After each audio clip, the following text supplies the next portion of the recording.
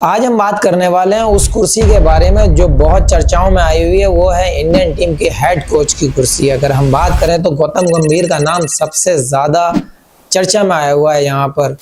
Look, I would love to coach the Indian team. There is no bigger honor.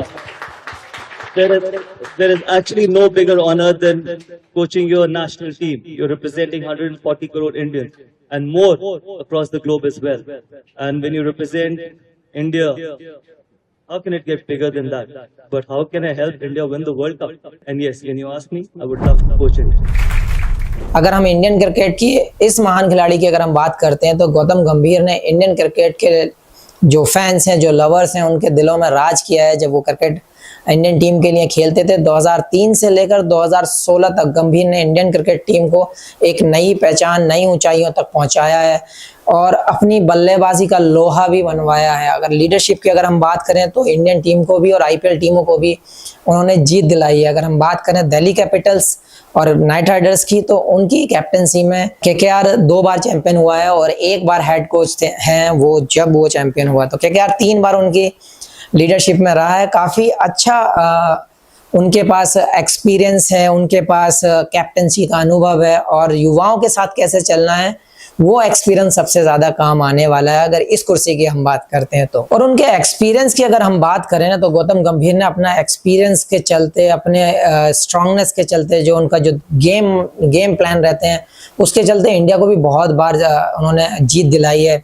IPL में उन्होंने जीतें दिलाई हैं। अगर हम बात करते हैं पर्टिकुलर कुछ इनिंग्स की तो 2007 वर्ल्ड कप में अगर हम बात करें तो 75 रन की इनिंग उन्होंने पाकिस्तान के अगेंस्ट खेली थी और 2011 वर्ल्ड कप जब 50 ओवर का हम वर्ल्ड कप जीते थे तो उन्होंने 97 रन की इनिंग श्रीलंका के अगेंस्ट खेली थी और भारत को वर्ल्ड कप उठाने में काफी योगदान रहा था उनका। अगर हम बात करें 2018 की तो 2018 में गौतम गंभीर ने एक माइलस्टोन पार किया था, वो था 10,000 रन पूरे करने का और 2018 के दिसंबर में ही उन्होंने अपना इंटरनेशनल क्रिकेट से रिटायरमेंट ले लिया था। लेकिन क्या ये एंड था या नहीं? This is not and, okay, बल्कि ये एक शुरुआत थी। नवंबर 2023 में गौतम गंभीर को केकेआर के नए मेंटोर के रूप में इन्हें अपॉइंट किया गया और वहां पर गौतम गंभीर ने एक बार फिर 10 साल बाद केकेआर को वो ट्रॉफी दोबारा से जीत के रूप में दिलाई। वो एक गौतम गंभीर का गिफ्ट हुआ उनके लिए। मेंटोर बनना उनके लिए बहुत ही लकी रहा और फिर से केकेआर एक बार चैंपियन हुई और तीसरी बार ट्रॉफी अपने नाम की। अगर हम गौतम गंभीर के कोचिंग स्टाइल की बहुत ही उनका एक कोचिंग स्टाइल बड़ा ही डायरेक्ट और डिसिप्लिन वाला है जो यंग प्लेयर्स के लिए बहुत ही इम्पोर्टेंट है, टेक्निकल है और स्किल वो ऐसे सिखाते हैं, टेम्परामेंट सिखाते हैं, मेंटलिटी को स्ट्रॉन्ग करते हैं और प्रेशर हैंडल करने का उनका एक अलग ही तरीका है जो वो यंग लड़कों को बताते हैं, सिखाते हैं, जो उनके अंदर इनबिल्ट था। अगर यही इंडियन टीम के लिए उन्होंने अगर हम बात करते हैं तो बेनिफिशियली हो सकता है, नहीं हो सकता है इंडियन टीम के लिए ये आपको बताना होगा। लेकिन सौरभ गांगुली ने उनकी बड़ी ही तारीफ की है कि इंडियन हेड कोच के रूप में गौतम गंभीर फिट होते हैं और बहुत अच्छा होगा इंडियन टीम के लिए।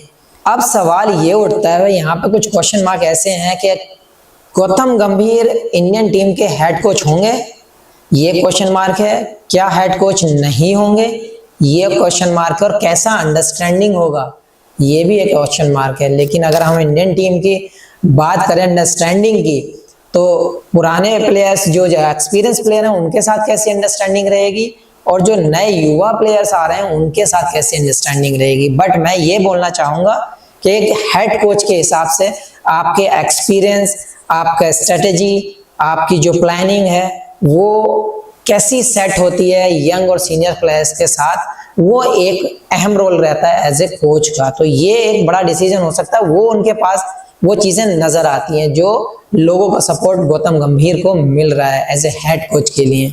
गौतम गंभीर की अगर हम बात करें तो गौतम गंभीर का एक्सपीरियंस और उनकी स्ट्रॉन्ग मेंटेलिटी टीम के लिए बड़ी ही बेनिफिशियली हो सकती है। उनकी लीडरशिप में एक टीम एक साथ होकर बेस्ट परफॉर्म कर सकती है। इसके साथ ही उनकी स्ट्रेटेजी, अंडरस्टैंडिंग और मैच को एनालिसिस करने की जो कैपेसिटी है टीम के लिए इंपॉर्टेंट मैच में जीत दिला सकती है उनके लिए। तो ये बड़े ही इंपॉर्टेंट पॉइंट्स हैं। ये एक नया चैप्टर है और एक नई उम्मीद है।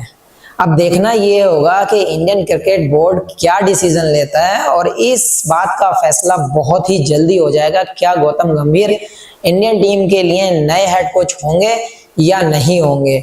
जानने के लिए हमारे साथ जुड़े रहिए। क्रिकेट की बहुत सारी रोमांचक न्यूज़ और बहुत सारे रोमांचक सफर हम आपको दिखाते रहेंगे, तो जुड़े रहिए हमारे साथ।